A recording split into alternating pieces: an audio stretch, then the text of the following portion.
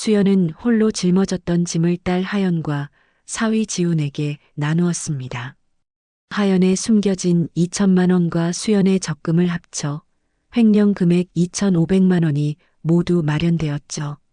당당해진 지훈은 회사 사람들을 만나 가족의 힘으로 해결했다고 말했고 그들은 더 이상 괴롭히지 않았습니다. 모든 일이 해결된 후 가족은 솔직한 대화를 시작하며 진정한 소통을 배웠습니다.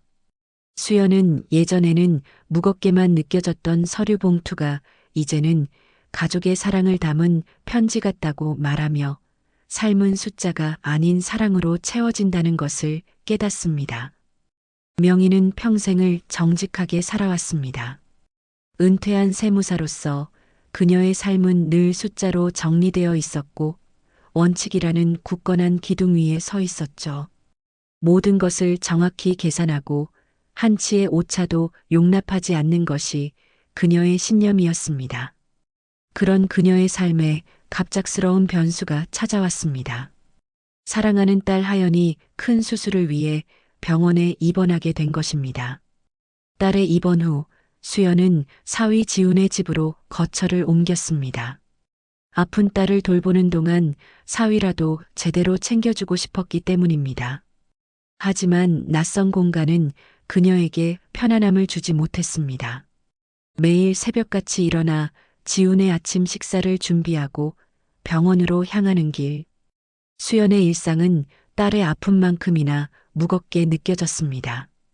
따뜻한 햇살이 창가를 비추던 오후 수연은 집안 청소를 하다가 현관에 놓인 등기 우편 하나를 발견했습니다. 하얀 봉투 위에는 사위 지훈의 이름이 선명하게 적혀 있었죠. 봉투를 집어든 순간 묘한 무게감이 느껴졌습니다.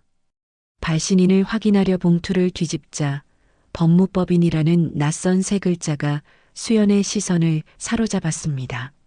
순간 수연의 심장이 쿵 하고 내려앉았습니다. 평생 수많은 서류를 다루어 왔던 그녀의 감각이 경고를 울렸습니다. 법무법인에서 보낸 우편물이라니. 지훈에게 무슨 일이 생긴 건가? 그녀의 머릿속은 수많은 질문들로 가득 찼습니다. 봉투를 들여다보던 그녀의 손끝이 미세하게 떨려왔습니다. 평생의 경험이 알려주는 위험 신호였습니다. 수연은 봉투를 식탁에 올려놓았지만 마음은 이미 혼란스러웠습니다. 저녁이 되어서야 지훈이 집으로 돌아왔습니다. 그의 얼굴은 피곤으로 절어 있었고 평소의 밝은 기운은 찾아볼 수 없었죠. 수연은 애써 아무렇지 않은 척 물었습니다. 지훈아, 밥 먹자. 힘들었지? 지훈은 힘없이 웃으며 대답했어요. 어머니, 오늘도 고생 많으셨어요. 그때 수연은 식탁 위에 봉투를 가리켰습니다. 참, 오늘 내 앞으로 편지 하나 왔더라. 등기 우편으로. 지훈의 얼굴에서 웃음기가 순식간에 사라졌습니다. 그의 시선은 봉투에 고정되었고 동공이 흔들리는 것이 수연의 눈에 들어왔습니다.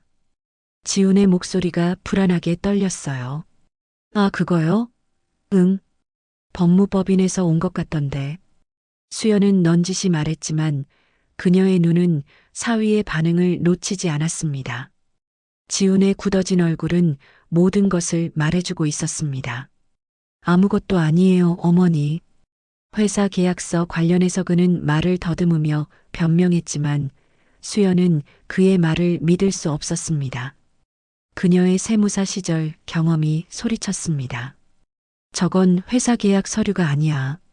지훈은 식사를 서두르는 척 몇 숟가락을 급하게 떠먹더니 자리에서 일어났습니다. 그리고는 식탁 위 봉투를 낚아채듯 들고는 방으로 쏜살같이 들어갔어요. 마치 들키지 말아야 할 비밀을 간직한 사람처럼 말이죠. 수연은 홀로 남겨진 식탁에 앉아 있었습니다. 방금 전까지 함께 밥을 먹던 공간이 순식간에 차갑게 느껴졌어요. 지훈의 떨리는 손과 불안한 시선이 자꾸만 머릿속에 맴돌았습니다. 왜 그렇게 봉투를 급하게 치웠을까? 정말 단순한 서류라면 그렇게 당황할 이유가 있었을까? 그날 밤 수연은 한숨도 제대로 잘 수 없었습니다. 작은 불안의 씨앗은 밤새도록 그녀의 마음속에서 걷잡을 수 없이 커져갔습니다. 딸 하연은 병실에 누워 있고 유일한 기둥이라 믿었던 사위는 뭔가를 숨기고 있었습니다. 이 가족에게 무슨 일이 벌어지고 있는 걸까? 수연의 가슴에는 이유를 알 수 없는 먹먹함과 함께 차가운 절망감이 스며들고 있었습니다. 그녀의 완벽했던 삶의 계산이 조금씩 무너지기 시작했죠. 수연의 불안한 예감은 정확했습니다. 며칠 뒤 지훈 앞으로 또 다른 편지가 도착했죠. 이번에는 등기우편이 아니었습니다. 하지만 봉투에 찍힌 선명한 글자는 수연의 심장을 다시 한번 쿵 내려앉게 만들었습니다. 채권 추심. 그 세 글자는 칼날처럼 수연의 심장을 찔렀습니다. 수많은 세금 문제와 법률 분쟁을 겪어왔던 수연은 그 단어가 무엇을 의미하는지 너무나 잘 알고 있었습니다. 그날 저녁 퇴근하고 돌아온 지우는 어김없이 피곤한 얼굴이었습니다. 하지만 수연은 더 이상 모른 척할 수 없었습니다. 그녀는 식탁에 앉아 있는 지훈에게 조심스럽게 물었어요. 지훈아, 혹시 무슨 일 있니? 지훈은 밥을 먹다 말고 숟가락을 놓았습니다. 그의 시선은 바닥으로 향했고 그가 숨기고 있는 무거운 비밀이 온몸으로 느껴졌습니다. 수연은 다시 한번 물었습니다. 오늘도 편지가 왔더라. 채권 추심이라고 적혀 있었어. 대체 이게 무슨 일이니? 지우는 고개를 숙였습니다. 그의 어깨가 미세하게 떨렸습니다. 어머니, 죄송해요. 그의 낮은 목소리는 절망으로 가득 차 있었습니다. 무엇이 죄송하다는 거니? 솔직하게 말해봐. 수연은 단호하게 말했습니다. 더 이상 회피할 수 없다는 것을 지훈도 알고 있었습니다. 지훈은 결국 모든 것을 털어놓았습니다. 하연의 병원비 문제로 회사 돈에 손을 댔다는 충격적인 사실을요. 하연이 병원비 때문에 너무 급해서 보험으로 다 해결될 줄 알았어요. 그런데 보장이 안 된대요. 어머니, 정말 죽고 싶은 심정이었어요. 그의 목소리는 끝내 울음으로 변했습니다. 수연은 아무 말도 할 수 없었습니다. 배신감, 분노, 그리고 절망. 모든 감정이 한꺼번에 그녀를 덮쳐왔습니다. 평생을 원칙과 정직을 삶의 모토로 삼아온 그녀에게 사위의 횡령은 용납할 수 없는 죄였습니다. 그녀의 얼굴은 차갑게 굳어졌고 그녀의 목소리는 얼음장처럼 차가웠습니다. 도대체 왜 그런 짓을 한 거니? 수연의 말에 지우는 아무 말도 못하고 고개를 숙였습니다. 난 내가 너를 제대로 본 줄 알았어. 우리 하연이 부탁할 만한 사람이라고 생각했었지. 그런데 어떻게 이런 일을 해? 넌 대체 누굴 닮아서? 수연의 말은 비수처럼 지훈의 심장을 찔렀습니다. 그때 현관문 벨이 울렸습니다. 수연은 지훈의 얼굴을 바라보며 말했습니다. 아무도 오지 않았다고 해. 문 열지 마. 하지만 지훈은 이미 체념한 듯 현관으로 향했습니다. 문을 열자 정장 차림의 남자 2명이 서 있었습니다. 그들의 얼굴에는 싸늘한 기운이 감돌고 있었죠. 지훈 씨 되시죠? 저희는 지훈 씨 회사 감사팀입니다. 내일까지 횡령 금액 전액을 변상하지 않으면 바로 고소 들어갑니다. 그들은 단호하게 말했고 지훈은 아무 말도 못하고 서류 봉투를 건네받았습니다. 그 모습에 수연의 얼굴은 더욱 차갑게 굳어졌습니다. 죄송합니다. 죄송해요. 지훈은 고개를 숙였습니다. 하지만 회사 사람들은 미동도 하지 않았습니다. 그리고 만약 내일까지 변상하지 않으시면 저희가 직접 병원에 가서 지훈 씨의 아내분께 이 사실을 알릴 수밖에 없습니다. 그들의 말에 수연은 더 이상 참을 수 없었습니다. 그녀는 분노로 떨리는 목소리로 말했습니다. 지금 뭐라고 했어요? 우리 하연이한테 무슨 짓이라도 할 것처럼 말하는 거예요? 수연의 말에 그들은 한 발 물러섰습니다. 하연 씨가 지훈 씨의 아내분이시군요. 그럼 아내분이 이 사실을 아시면 안 되겠네요. 내일까지 연락 기다리겠습니다. 그들은 비아냥거리듯 말하며 돌아섰습니다. 수연은 온몸에 힘이 풀려 주저앉았습니다. 그녀의 머릿속은 온통 하얘졌습니다. 믿었던 사위는 횡령범이었고 사랑하는 딸의 병원비 때문에 그런 짓을 했다는 사실은 수연의 마음을 더욱 무겁게 짓눌렀습니다. 과연 이 모든 위기를 어떻게 극복해야 할까? 수연은 절망적인 현실 앞에서 깊은 한숨을 내쉬었습니다. 수연은 분노와 절망 속에서 밤을 지새웠습니다. 횡령이라는 단어는 그녀의 삶을 송두리째 흔들어 놓았죠. 하지만 지훈의 떨리는 어깨와 절박한 눈빛이 자꾸만 그녀의 머릿속을 맴돌았습니다. 그리고 무엇보다 병원에 누워있는 딸 하연의 얼굴이 그녀의 마음을 아프게 찔렀습니다. 수연은 더 이상 감정적으로만 반응할 수 없다고 생각했습니다. 그녀는 세무사로서의 냉철한 이성을 되찾기로 했습니다. 가장 먼저 그녀는 회사 사람들이 남기고 간 최종 통보서를 꺼내 들었습니다. 떨리는 손으로 서류를 펼친 그녀는 잠시 심호흡을 했습니다.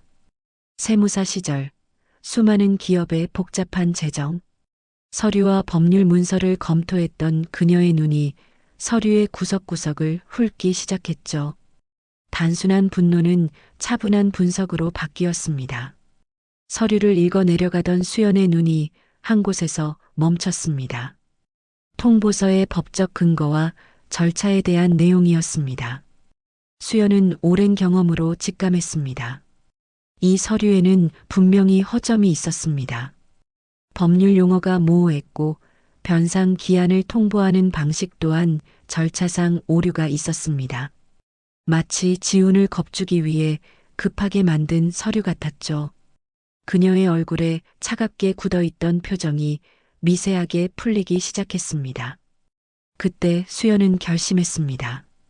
지훈이 잘못한 것은 맞습니다. 하지만 가족을 위해 저지른 실수였습니다. 그 죄를 벌하는 것은 법의 몫이지 그녀와 회사 사람들이 아닙니다. 그녀는 더 이상 쫓기는 사람이 아니라 문제를 해결하는 사람이 되기로 했습니다. 수연은 잃었던 평정심을 되찾고 노트북을 켜서 상환 계획서를 작성하기 시작했습니다. 지훈이 횡령한 금액을 변제할 현실적인 방법을 찾아야 했습니다. 다음 날 수연은 지훈에게 말했습니다. 지훈아, 내가 너 대신 그 돈을 갚아주마. 지훈은 믿을 수 없다는 표정으로 수연을 바라보았어요. 어머니 하지만 그건 아니다. 내가 나에게 거짓말을 한 것은 실망스럽지만 내 마음은 이해한다. 너는 하연이를 지키려고 했던 것뿐이지 않니? 내 잘못을 덮어주려는 게 아니라 우리가 함께 이 문제를 해결하자는 거야. 혼자서 끙끙 앓지 말고. 수연은 자신의 적금 통장을 꺼냈습니다. 10년 넘게 하연의 결혼 자금으로 모아둔 돈이었죠. 우선 이 돈으로 회사에 갚자. 나중에 내가 갚으면 돼. 우리 사이에 그런 걸 따지는 거 아니다. 수연의 말에 지훈은 눈물을 쏟아냈습니다. 그는 수연의 희생에 대한 죄책감과 감동으로 어깨를 들썩이며 흐느꼈습니다. 수연은 그런 지훈의 손을 잡으며 말했습니다. 이제라도 솔직하게 말해줘서 고맙다. 우리 딸에게는 절대 말하지 말자. 걔가 알면 얼마나 마음 아파하겠니. 이제부터는 우리가 함께 힘내서 이겨내야 해. 지훈은 고개를 끄덕였습니다. 그는 어머니의 희생이 너무나 감사했지만 그만큼 무거운 짐이 되었습니다. 수연의 도움을 받아 마련한 돈은 500만 원이 부족했습니다. 수연은 다시 한번 막막함을 느꼈지만 이제 그녀는 혼자가 아니었습니다. 수연은 돈을 구하기 위해 지인들에게 연락을 취했지만 모두가 난색을 표했습니다. 사채 업체까지 찾아갔지만 그녀의 상황은 더욱 절망적이었죠. 더 이상 갈 곳이 없었던 수연은 마지막으로 딸 하연을 보러 병원으로 향했습니다. 병실 문을 열고 들어선 그녀는 하연의 눈을 마주보고 말했습니다. 하연아, 엄마가 미안해. 내 보험을 제대로 확인했어야 했는데. 하연은 의아한 표정으로 수연을 바라보았습니다.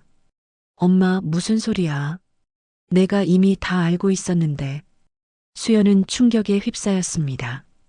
하연의 말을 이해할 수 없었죠. 내가 지훈 오빠한테 돈 빌려줬어. 2천만 원. 오빠가 엄마한테 말 못할까봐 나한테 먼저 얘기했었거든. 그래서 내가 친구들한테 돈 빌려서 줬어. 하연은 아무렇지 않은 듯 말했지만 그 말 한마디 한마디는 수연의 가슴을 찢어 놓았습니다. 왜 진작 말 안 했니? 엄마가 바보 같잖아. 수연은 분노와 함께 눈물을 쏟아냈습니다. 딸의 깊은 마음을 모르고 혼자 모든 짐을 지려 했던 자신이 한심하게 느껴졌습니다. 하연의 얼굴에도 눈물이 흘렀습니다. 엄마, 미안해. 걱정 끼칠까봐. 내가 너에게 걱정 끼치는 게 무서워서 혼자 끙끙 앓았던 것처럼 너도 그랬구나. 두 모녀는 서로를 끌어안고 눈물을 흘렸습니다. 그때 지훈이 병실로 들어섰고 세 사람은 서로에게 감춰왔던 진실을 모두 털어놓았습니다. 각자의 자리에서 가족을 위해 희생하려 했던 마음이 서로에게 상처를 주었다는 것을 깨닫고 그들은 비로소 진정한 가족의 의미를 깨닫게 되었습니다. 가족에게 모든 것을 털어놓은 후 수연은 마음이 한결 가벼워졌습니다. 혼자 짊어지려 했던 무거운 짐이 반으로 줄어든 기분이었죠. 지우는 어머니와 아내에게 죄송한 마음을 금치 못했지만 그만큼 감사함이 더 컸습니다. 하연 역시 자신의 병 때문에 가족이 고통받는 것을 보고 마음 아파했습니다. 하지만 이제 그들은 혼자가 아니었습니다. 수연은 곧장 상환 계획서에 하연이 모아둔 2천만 원과 자신이 준비한 500만 원을 합산하여 최종 변상 금액인 2,500만 원을 명시했습니다. 떨리는 손으로 서류를 봉투에 넣고 지훈에게 건넸습니다. 지훈아, 이 돈을 가지고 회사 사람들을 만나거라. 그리고 당당하게 말해. 우리는 잘못을 회피하지 않고 가족의 힘으로 이겨냈다고. 수연의 말에 지훈은 고개를 끄덕였습니다. 그의 눈은 다시 한번 눈물로 촉촉해졌습니다. 다음 날 지훈은 회사 사람들을 만났습니다. 그들의 얼굴에는 여전히 비아냥거리는 기색이 남아 있었죠. 어떻게든 돈을 마련하셨나 봅니다. 어디서 빌렸는지 궁금하네요. 그들의 말에 지훈은 잠시 움찔했지만 이내 수연의 말이 떠올랐습니다. 죄송합니다. 제가 잘못한 것은 맞습니다. 하지만 저 혼자 해결한 것이 아닙니다. 저희 어머니와 아내가 함께 해결했습니다. 가족의 힘으로 이 모든 것을 이겨냈습니다. 지우는 당당하게 말했고 그들의 얼굴에서 웃음기가 사라졌습니다. 지우는 그들에게 상환 계획서가 담긴 봉투를 건넸습니다. 회사 사람들은 그 봉투를 꼼꼼히 확인하고는 마침내 고개를 끄덕였습니다. 그들은 더 이상 지훈을 괴롭히지 않았습니다. 그들은 지훈의 진심과 그를 지지하는 가족의 힘을 느꼈기 때문입니다. 모든 일이 해결된 후 하연은 무사히 수술을 마치고 퇴원했습니다. 지훈은 횡령 금액을 갚기 위해 새로운 회사에 취직했고 그는 이제 정직하고 성실하게 일했습니다. 수연은 더 이상 혼자서 집안일을 도맡아 하지 않았습니다. 이제 그녀는 지훈, 하연과 함께 저녁 식사를 준비했고 그들은 매일 저녁 대화를 나누며 서로의 하루를 공유했습니다. 어느 날 지훈은 수연에게 말했습니다. 어머니, 그때 제가 어머니께 거짓말했던 서류 봉투 그게 제게는 너무 무거웠어요. 어머니께 들키지 않으려고 했는데 지훈의 말에 수연은 웃으며 대답했습니다. 그때는 엄마도 무거웠단다. 하지만 이제는 그 봉투가 더 이상 무겁지 않아. 오히려 우리 가족의 사랑을 담은 편지 같구나. 수연의 말에 지훈과 하연은 서로를 바라보며 웃었습니다. 그들은 이제 서로에게 어떤 것도 숨기지 않고 모든 것을 나누며 함께 나아갈 수 있었습니다. 이 모든 시련을 통해 수연은 깨달았습니다. 삶은 숫자로만 계산되는 것이 아니라는 것을요. 때로는 예기치 않은 변수가 찾아오고 그 변수들은 우리의 삶을 흔들고 무너뜨릴 수 있습니다. 하지만 그럴 때마다 가족이라는 이름으로 서로를 지지하고 함께 문제를 해결하며 진정한 사랑의 의미를 깨달을 수 있다는 것을요. 그들은 서로에게 짐이 아니라 든든한 버팀목이 되어주며 새로운 삶을 시작했습니다.